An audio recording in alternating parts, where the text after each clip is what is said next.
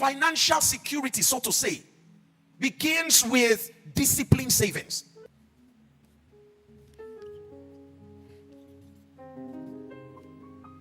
Call it the fruit part, flesh part. Call it the flesh. So this is what? A fruit. And I said to you, I said, have you noticed that most times the seed in the fruit is always very small? The fleshy part of it is usually much. Am I correct? Mesocap and endocap. Somebody just like, yeah, I just remember that Greek now. Okay? So, here's the flesh of it. Think about a mango. We will not have mango trees in constant production if those who eat mango fruit eat the flesh and the what? The flesh is given, the whole flesh is given for you to what? But please make sure you set aside what? The seed. The seed is to be able to germinate another tree. And from that tree, we can now have more fruits. So if you'll be patient enough and delay the desire to eat the fruit, the seed, and plant it and make do with the flesh that is available to you, what will then happen over time is that you will have many trees, many mango trees, and multiple fruits. Enough to even have a moment where you can eat part of the seed, but you'll not be affecting the trees.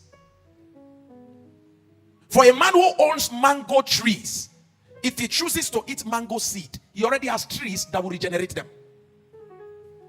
It will take you time to catch what I just said. For a man who has mango trees, the man has paid the price to develop, to create an orchard. He has created a massive farm where you have thousands of mango trees. If the man chooses to say, I will be eating the mango plus the seed from my mango trees, so don't forget that it is the mango and the seed is eating. It's not eating the trees. He has entered a realm in his life whereby what he eats from the mango tree cannot reduce him, because the tree will regenerate it again.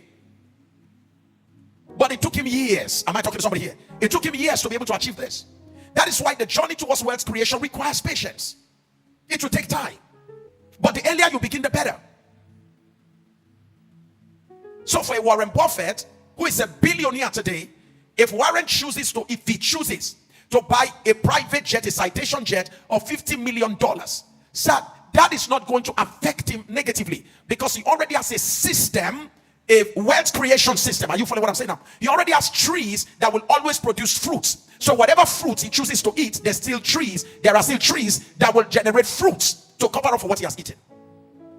That's why some of them can give out, you can hear, oh, they just give out $50 billion, $50 million. They just give it out like that. You know why? They can easily do that now, because the trees are in place, so you can give up the fruits. That is why farmers, oh come on, you're going to get it now. That is why farmers who have plantations, farmers who have mango plantations or orchard, whatever you call that, farmers who have that, have you noticed that when the season comes, they can pluck the mangoes and sell to you? All right, they don't remove the seed from the mangoes, okay, because already they have the trees. The only thing they may choose to do is, if they want to expand the field, they want to have more trees, they can now selectively give some mangoes, take the fruits, plant again, so they expand their field. But listen, when the time comes, they can sell off fruits plus the seed. That one I'm talking about, fruit plus the seed, the flesh plus the seed. They can give that to you and it doesn't reduce them. And you get to what I'm talking about here now. This is what you should begin to think about in your mind. If you are very young, you want to say to yourself, I want to get to a point sometimes in my life whereby I already have the trees of wealth. I have worked hard and I've been able to save. I've been able to minimize my expenses, because wealth is not about how much you earn, it's about how much you keep. It's not about how much you are earning. It's about how much you're able to keep from what you are earning. This is where the rubber meets the road. This is where discipline is needed. This is where keeping your expenses below your income matters. So how much is my income? Let's say maybe I make 10,000 naira, okay? That's my income. How much is my expenditure? Totally at the end of the month, I end up, my expenditure is about 9,000 naira. What do I have left? Huh? Some of us, your income is 10,000 naira, your expenditure is 15,000 naira. So you're at minus what? The month is not done, you are in debt. And what is responsible for this expenditure? In most cases, we're not talking about accidental happening, which sometimes you may have unfortunate situations. Somebody fell sick and they have to take the hospital, you have to spend a lot of money. Those kind of things happen. Is that okay? That's more reason again why you're going to learn savings over time. But we're saying there's no problem.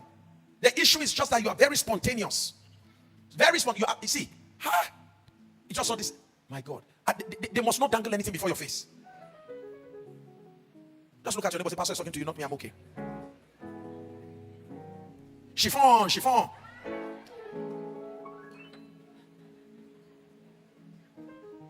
Gym. You know that's the latest one now. You go and register in a gym. How much are you paying in a gym per month? Big question. When you go to the gym, what are you doing?